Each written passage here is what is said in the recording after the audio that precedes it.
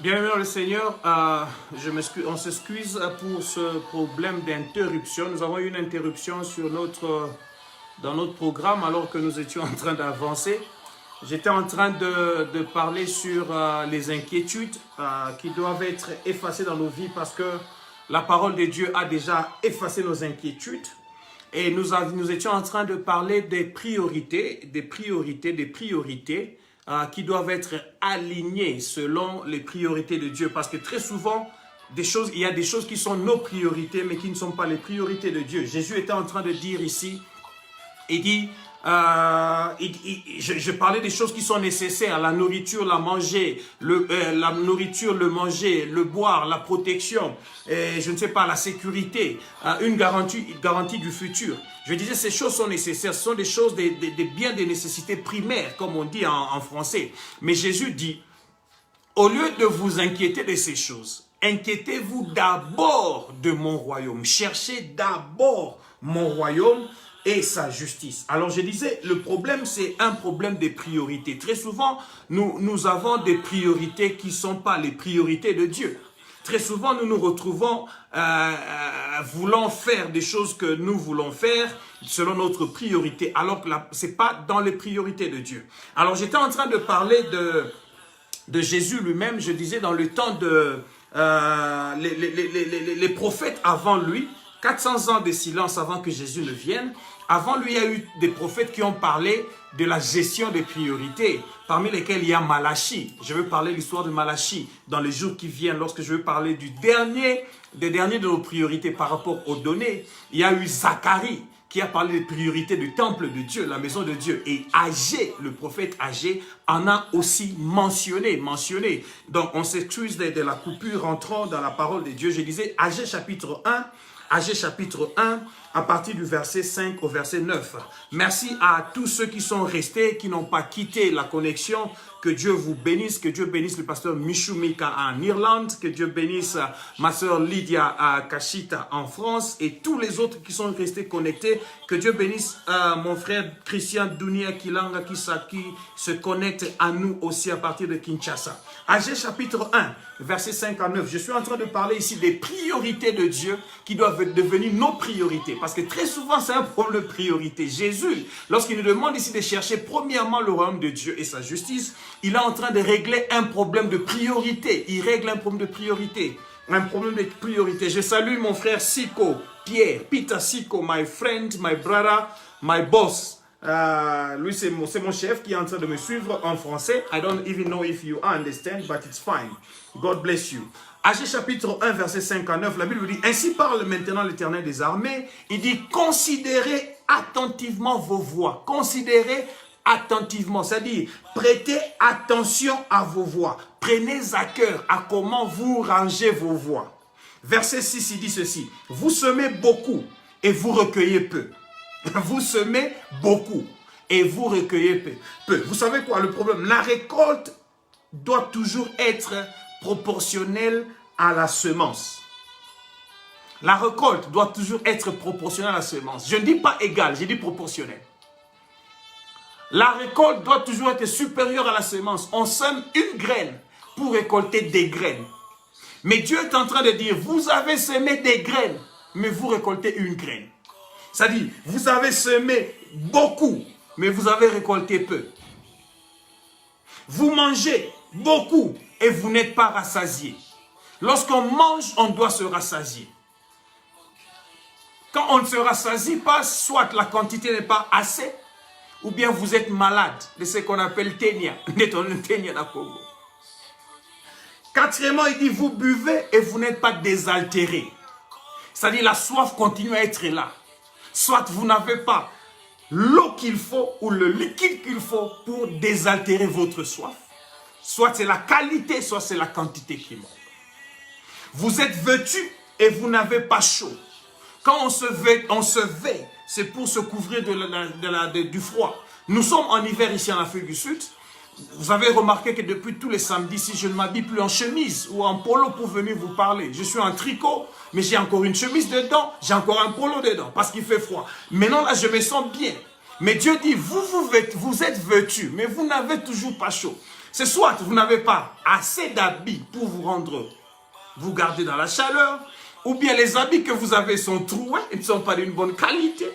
Donc, Dieu continue. Le salaire de celui qui est à gage tombe dans un sac percé. Donc, il n'y en a pas assez, il n'y en a pas assez, il n'y en a pas assez.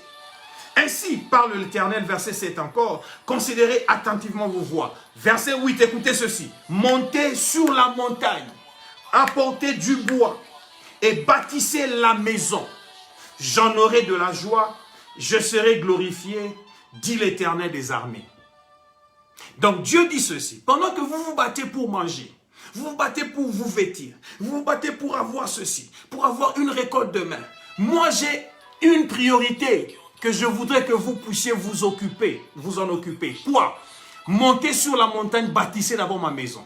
Ça doit d'abord être votre priorité première. Le royaume de Dieu, la maison de Dieu, la justice de Dieu. Alors il dit ceci, verset 9. Vous comptiez sur beaucoup et voici vous avez eu peu. Vous l'avez rentré chez vous, mais je l'ai soufflé dessus. C'est-à-dire vous avez gardé des histoires pour vous-même. Mais je suis venu, j'ai raflé ces choses, je vous ai soufflé cela. Pourquoi? Dit l'Éternel des armées. À cause de ma maison qui est détruite, tandis que vous vous empressez, chacun pour sa maison. Donc vous voyez la raison ici. La raison est que nos priorités à nous sont mal tournées. Le Seigneur dit, notre priorité devrait être d'abord sa maison. Mais il dit, vous vous occupez d'abord de vos maisons, alors que ma maison est détruite. Il y a un problème de quoi? Un problème de priorité. Écoutez-moi, je vais vous dire ceci. Si nos priorités sont correctes, Dieu nous équipera pour toute autre chose à notre bénéfice. Est-ce que quelqu'un peut écrire cela? Si nos priorités sont correctes, Dieu nous équipera. Il nous équipera pour toute autre chose à notre bénéfice.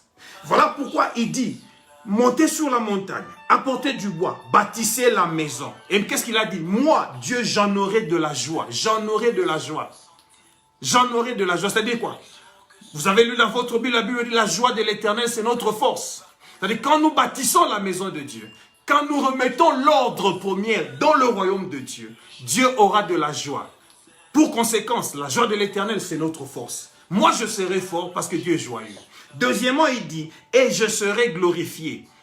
Quand Dieu est glorifié, c'est-à-dire sa gloire nous visite. La gloire est la source de miracles. Les miracles sont à notre avantage. Dieu ne bénéficie pas de miracles. Il n'a pas besoin de faire sa publicité. Il est Dieu. Il est Dieu. C'est nous qui bénéficions de la gloire de Dieu. Source de miracles. Bien-aimés, lorsque les priorités sont correctes, Dieu nous équipera pour toute autre chose à notre bénéfice. C'est-à-dire quand nous considérons ce qui est sien en priorité, Dieu prendra soin de ce qui devrait nous inquiéter. En fait, bien aimé dans le Seigneur, ce qui nous inquiète n'est pas loin de Dieu. Ce qui nous inquiète est entre les mains de Dieu. Lorsque tu t'inquiètes de manger, de boire, de vêtements, de ton futur, je ne sais pas, de ta protection, de ta sécurité, tout ça est entre les mains de Dieu. Dieu dit ceci, ne t'inquiète pas de ça. Mais par contre, repars tes priorités par rapport à moi. Prends d'abord mon royaume et ma justice comme la priorité. Si tu le fais, tu sais ce qui va arriver après? Dieu va lâcher sa main. Et quand il lâche sa main, tout tombe sur toi. Alléluia. J'étais en train de dire une autre clé. Arranger nos priorités fait ouvrir la main de Dieu sur nous. Arranger nos priorités fait ouvrir la main de Dieu sur nous. La main de Dieu, lorsqu'elle est ouverte sur toi, tout le reste tombe sur toi. Pourquoi? Parce que tu as arrangé les priorités en disant, je monte d'abord sur la montagne, je vais d'abord bâtir la maison de Dieu et tout le reste va venir après. Bien-aimé le Seigneur, cherchez d'abord le royaume de Dieu. Mais c'est quoi maintenant ce royaume de Dieu? Comment chercher le royaume de Dieu? Quand on parle de chercher, et pour comprendre le contexte de ce verset, le mot chercher là-bas, c'est vraiment le jeu de cache-cache. Si tu as déjà joué au jeu de cache-cache, le jeu de cachette, quelqu'un va se cacher, vous êtes dans la maison, les enfants, ils vont se cacher quelque part, ils disent, cherchez-moi. Et les gens vont commencer à courir gauche et droite pour aller le trouver.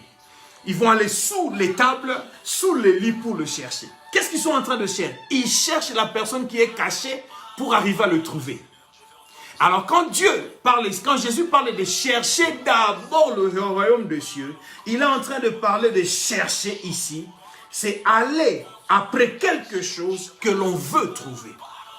Il dit, allez derrière le royaume de Dieu, allez pour chercher et trouver le royaume de Dieu. Donc vous allez pour chercher quelque chose, mais pour le trouver. Pas seulement essayer de trouver, mais aller jusqu'à trouver. Le verbe chercher ici, en grec, représenté ici, parle de poursuivre quelque chose rigoureusement, poursuivre avec rigueur, poursuivre jusqu'à ce que tu te dis, jusqu'à ce que je trouve ce que je cherche. Je n'arrête pas de chercher.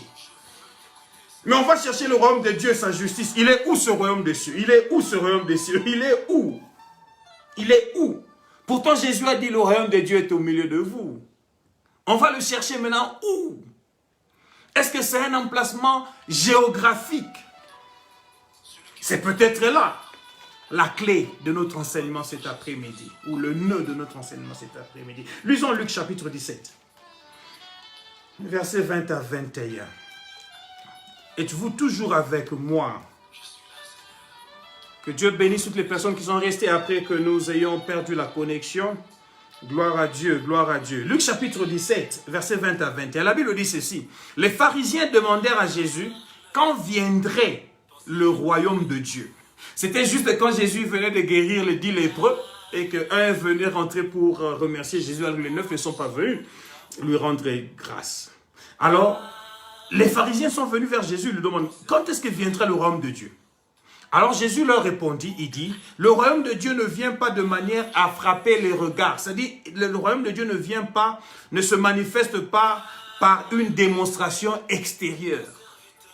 Le royaume ne vient pas à frapper les regards. On ne dira point, il est ici ou il est là, car voici le royaume de Dieu est au milieu de vous. Jésus dit, le royaume de Dieu est au milieu de vous. Le royaume de Dieu est au milieu de vous. Quelqu'un quelque part dit, Jésus était en train de dire le royaume de Dieu est en vous. Non, Jésus ne parle pas, il ne dit pas le royaume de Dieu est en vous. Non, non, ici il est en train de parler aux pharisiens. Jésus ne peut pas dire aux pharisiens le royaume de Dieu est en vous. Pourquoi pas? Parce que le royaume de Dieu que Jésus était dont il était en train de parler ici, quand il dit le royaume de Dieu est au milieu de vous, Jésus était en train de parler de lui-même. Vous vous rappelez dans Luc chapitre 12, le verset 30, il a dit quoi?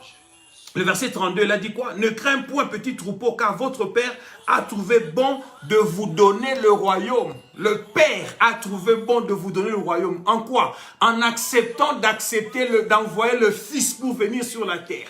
Jésus était la représentation même du royaume de Dieu. Mais alors, quand il parlait aux pharisiens, quand il leur parlait, le royaume de Dieu n'était pas en eux. Le mot utilisé ici au milieu de vous, c'est le mot entos. Entos, E-N-T-O-S. Entos en hébreu, c'est au milieu d'eux. Pas au-dedans d'eux. Au-dedans d'eux, c'est un autre mot. Jésus aux pharisiens, il est en train de parler du terme de la dispensation de la loi. Dans le terme de la dispensation de la loi, le royaume de Dieu était au milieu d'eux. C'est-à-dire le roi et ses disciples étaient le royaume. Maintenant, dans le temps de la dispensation, notre temps à nous, le royaume de Dieu est en nous. Parce que la bonne nouvelle est celle-ci. Jésus a accepté de venir habiter en nous. En nous, en nous. Dans le temps de la dispensation de la grâce, Colossiens chapitre 1, verset 27 parle du mystère que Dieu a démontré aux païens. Quel était ce mystère? C'était le mystère qu'il a accepté que Christ soit habité en nous et qu'il soit l'espérance de la gloire. Parce que le royaume de Dieu, c'est le siège de la gloire de Dieu. Alors Jésus habitant en nous, nous avons l'espérance de manifester cette gloire. C'est ça c'est le temps de la dispensation. C'est pourquoi Romains chapitre 14, verset 17, lisons cela. Romains chapitre 14, verset 17. Ça c'est le royaume dans le temps de la dispensation de la grâce, dans le temps où nous sommes. Romains chapitre 14, verset 17, la Bible dit, car le royaume de Dieu, ce n'est pas le manger et le boire. Mais le royaume de Dieu, c'est quoi? C'est la justice, la paix et la joie par le Saint-Esprit. Ce royaume existe en nous par le Saint-Esprit. Quand le Saint-Esprit est venu en nous, il a établi le royaume de Dieu. Et quand est-ce que le Saint-Esprit vient en nous? Il vient lorsque nous recevons Christ. Alléluia. Est-ce que je parle à quelqu'un? Mais maintenant, dans le temps de la dispensation du royaume, le royaume va se manifester maintenant de manière visible. Ce sera ce qu'on appelle le royaume millénaire mondial, dont Daniel parle dans Daniel chapitre 2, versets 44 à 45. Verset 44-45, Daniel chapitre 2, il dit quoi? Il dit dans le temps de ces rois, le Dieu des cieux suscitera un royaume qui ne sera jamais détruit et qui ne passera point sous la domination d'un autre peuple. Il brisera et détruira tous ces royaumes-là et lui-même subsistera éternellement. C'est ce qu'indique la pierre que tu as vu se détacher de la montagne sans le secours d'aucune main et qui a brisé le fer, les reins, l'argile, l'argent et l'or. Ça, c'est Daniel qui est en train de parler au roi. Après que le roi ait fait un songe, écoute ceci, il dit ceci. Le grand Dieu a fait connaître au roi ce qui va arriver après cela. Il parle maintenant. Donc, eux, ils étaient dans le temps de la loi.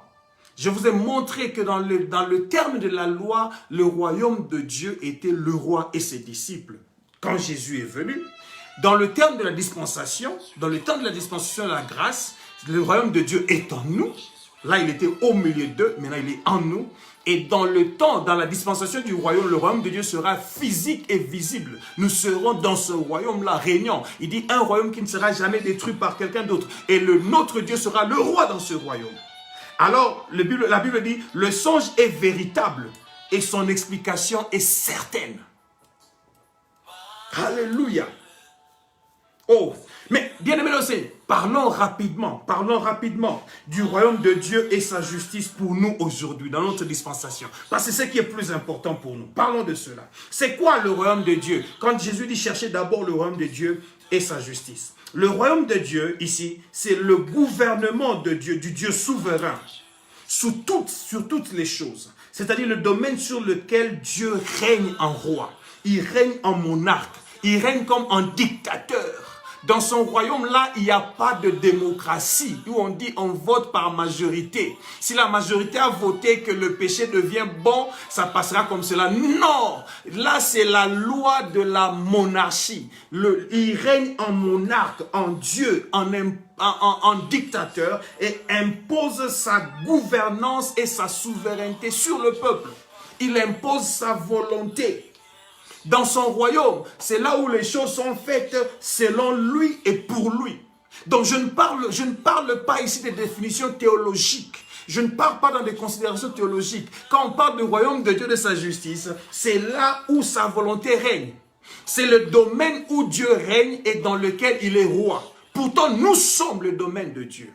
Nous sommes le domaine de Dieu. Le royaume de Dieu est avec nous. Nous marchons avec le royaume de Dieu. Nous amenons le royaume de Dieu là où nous sommes.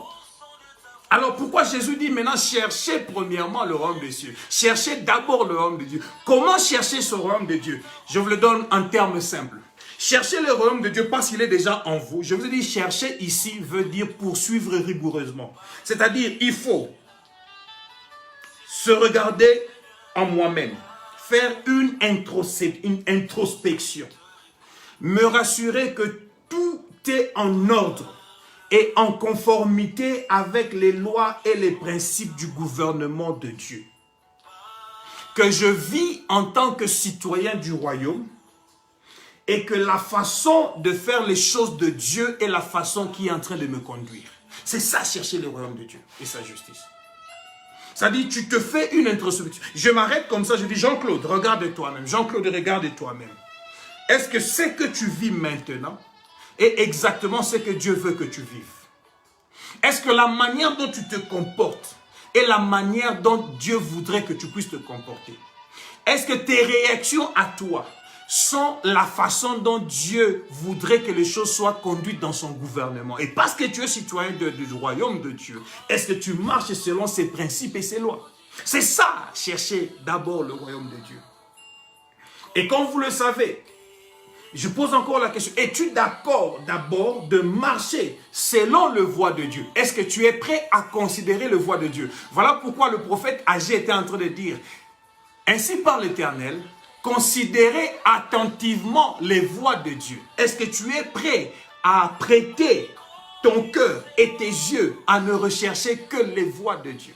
C'est-à-dire, mes yeux à moi, mon cœur à moi, doivent m'amener à n'aller chercher une autre voie, un autre chemin que le chemin de Dieu.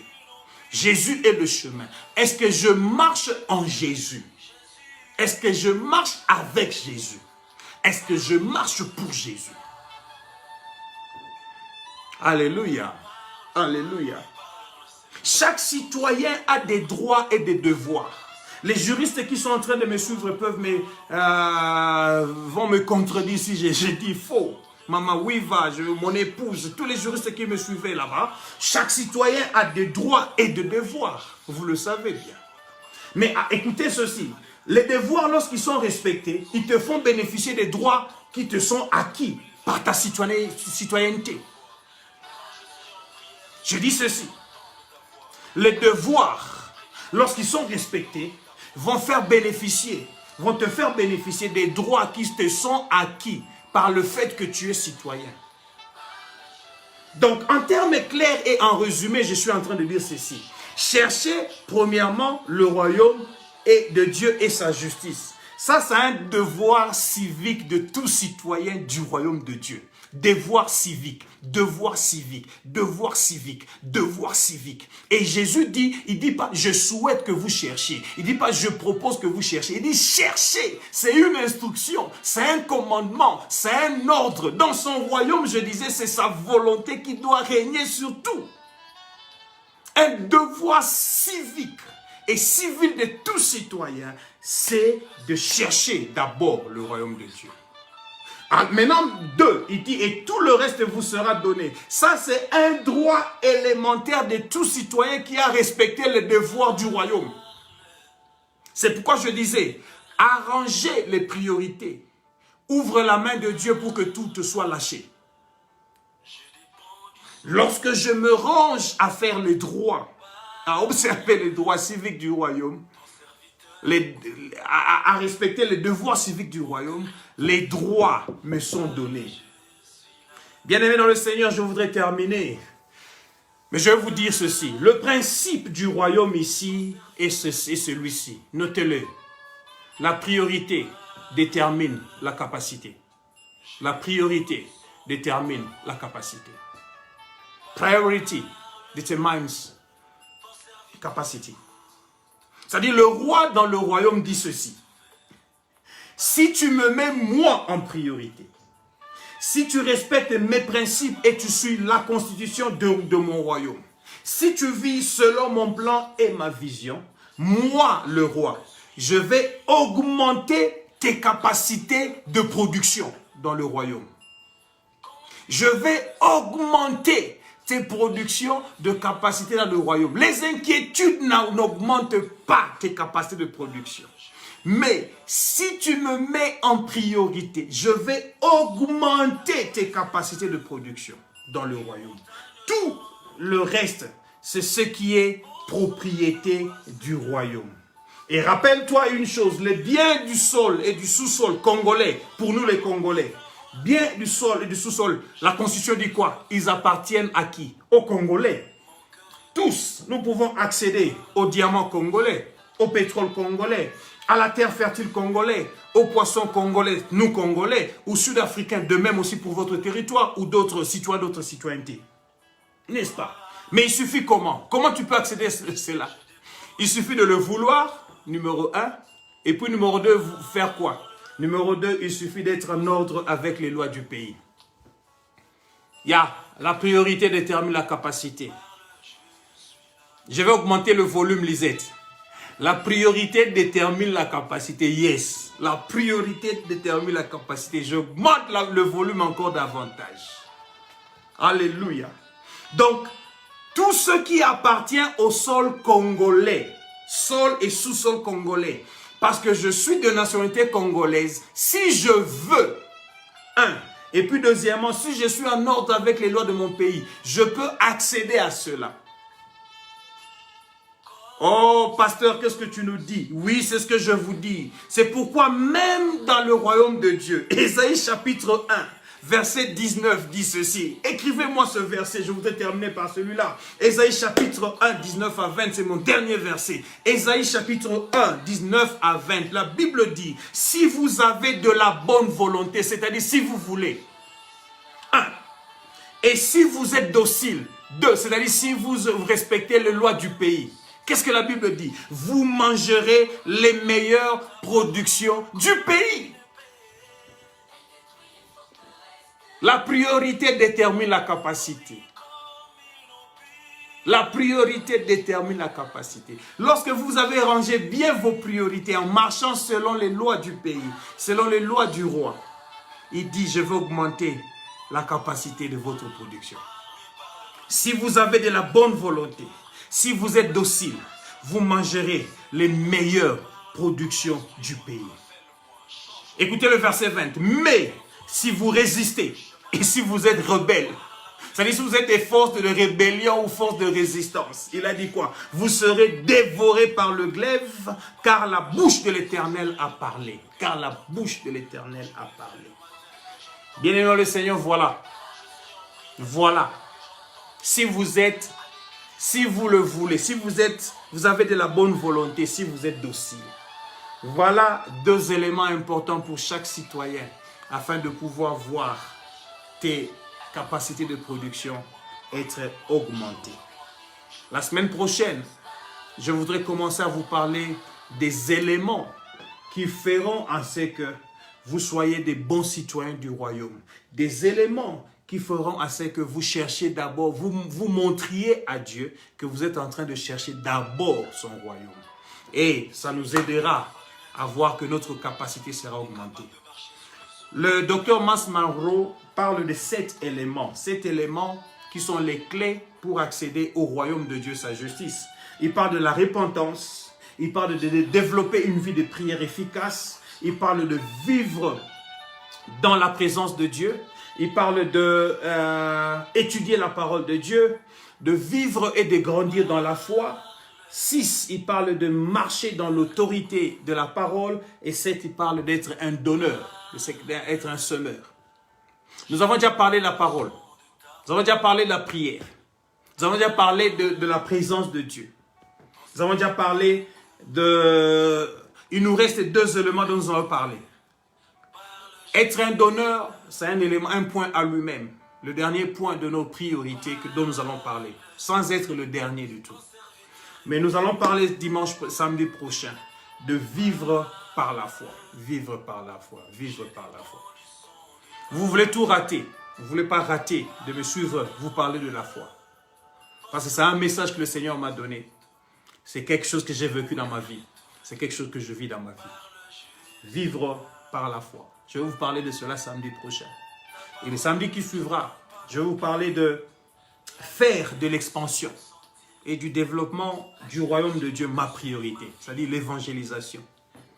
Ce sont les 2 éléments qui nous restent dans ce document des clés pour vivre le royaume de Dieu et sa justice. Et alors, nous sommes en train d'aller jusqu'à l'émission numéro 10. Donc, nous aurons 10 sessions de temps de responsabilisation sur les priorités dans la vie chrétienne. Et ces 10 éléments, ces 10 enregistrements feront de notre livre presque complet. Je vous annonce encore la sortie du livre « Les priorités dans la vie chrétienne » au mois de septembre. Attendez cela. Il viendra en français et en anglais. Que Dieu vous bénisse. Nous avons terminé pour aujourd'hui. Que Dieu soit avec vous. Excusez-nous encore pour cette interruption qui a eu lieu avec un problème technique. Mais au moins vous avez eu l'intégralité de l'enseignement dans ces 2 vidéos. La première, elle était de 30 minutes et cette deuxième qui est d'une vingtaine de minutes, 28 minutes. Que Dieu vous bénisse. On se retrouve samedi prochain. Permettez-moi de prier pour vous. Dieu de grâce, Dieu Tout-Puissant, merci pour ces moments que nous avons passés dans ta parole. Merci pour les amis, les frères et les sœurs qui étaient avec nous pendant ce temps. Cette parole, elle est tienne, elle n'est pas mienne. Je l'ai partagée pour que nous puissions tous ensemble trouver un chemin pour vivre notre vie de manière glorieuse. Merci pour tout celui qui appliquera cela. Au nom de Jésus-Christ. Amen. Que Dieu vous bénisse et à samedi prochain.